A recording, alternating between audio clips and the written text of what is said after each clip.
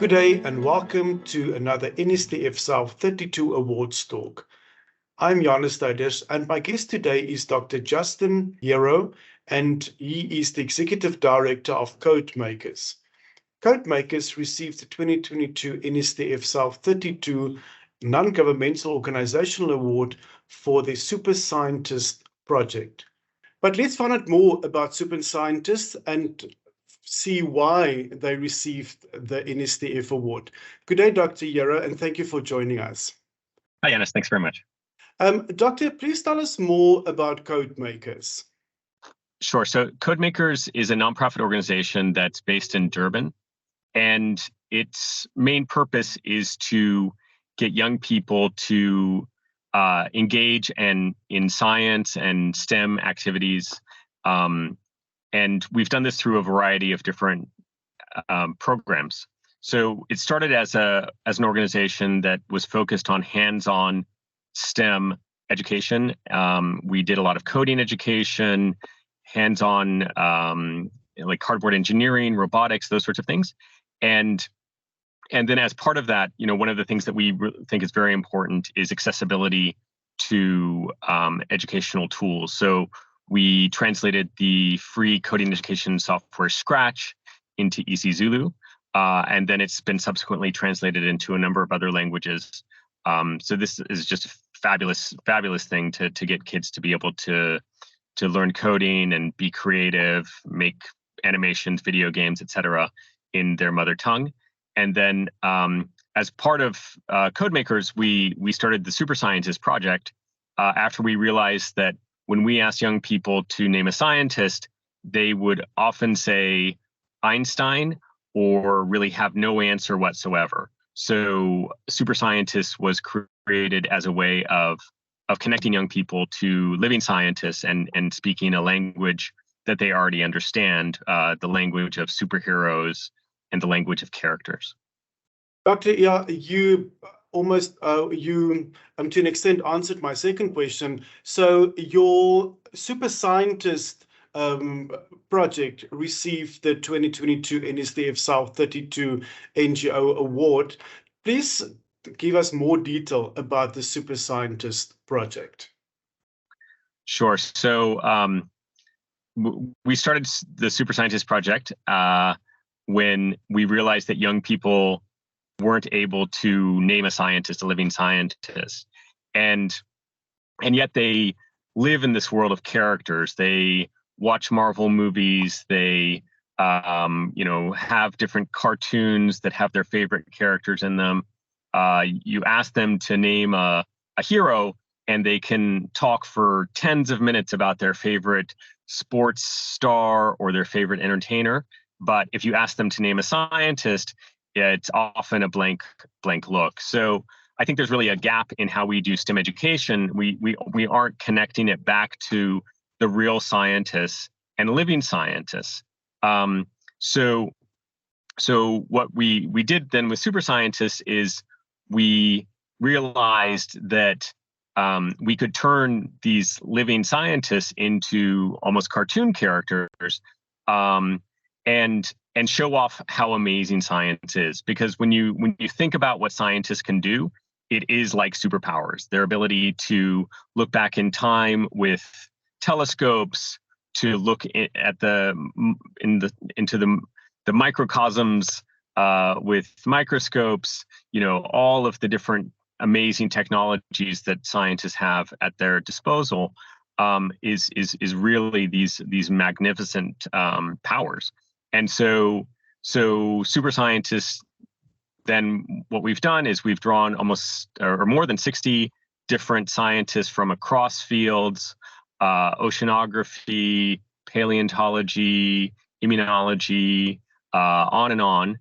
And then also from a number of different countries. So I think at least 6 different countries in Africa. And it's really a universal idea. So we've drawn the people as characters, given them superhero names, and then turned them into trading cards, and then a lot of other materials. So we've just recently launched a comic, as well as a museum exhibit that is now on at Maropeng, and now we're working on our first animation, which we hope will turn into an animated series. Dr. Yarrow, how can organizations or individual scientists become involved with your Super Scientist project?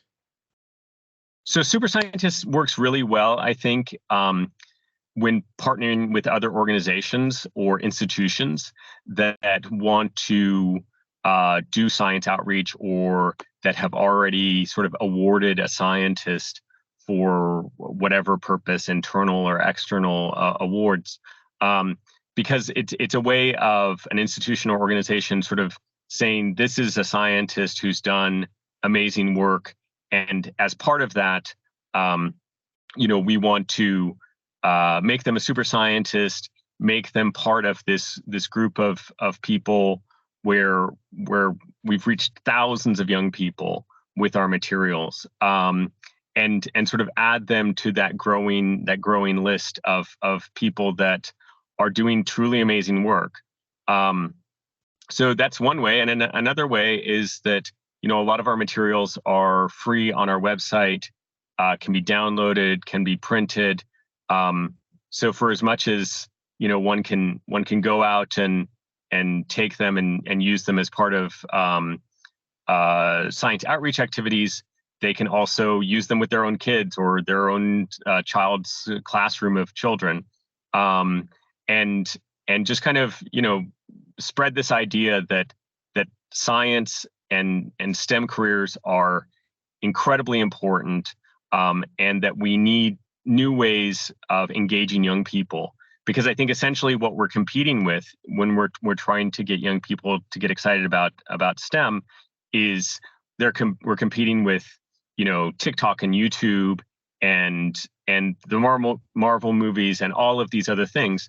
But when it comes down to it, STEM, when it comes down to it, all of those sorts of characters, those are fictional characters, whereas scientists are real, and the powers that scientists have, and the importance of science in needing to address the challenges that we are going to face as the world, are paramount, and we really need to help young people understand that.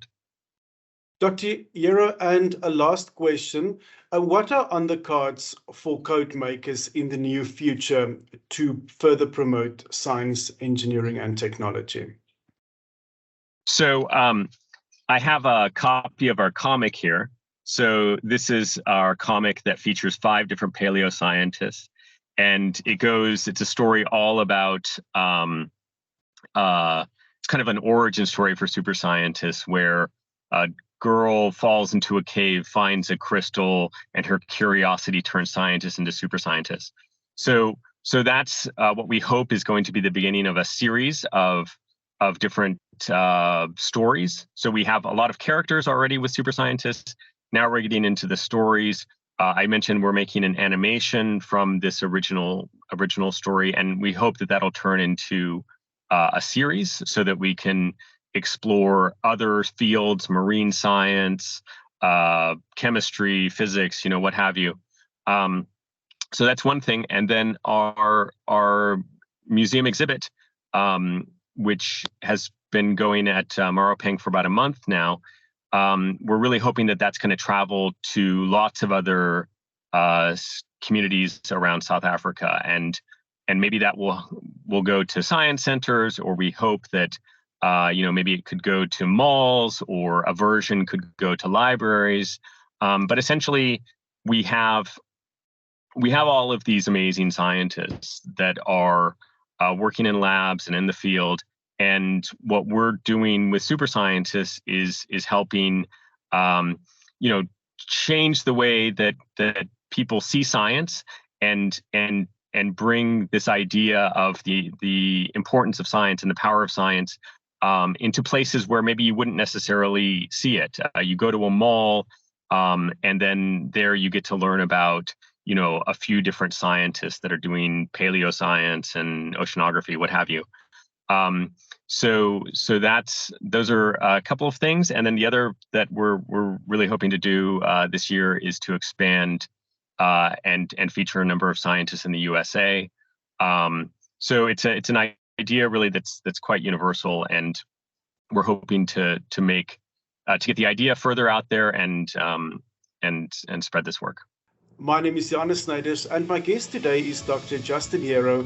He is the Executive Director of CodeMakers, and they received the NSTF South 32 Award for the SuperScientists project.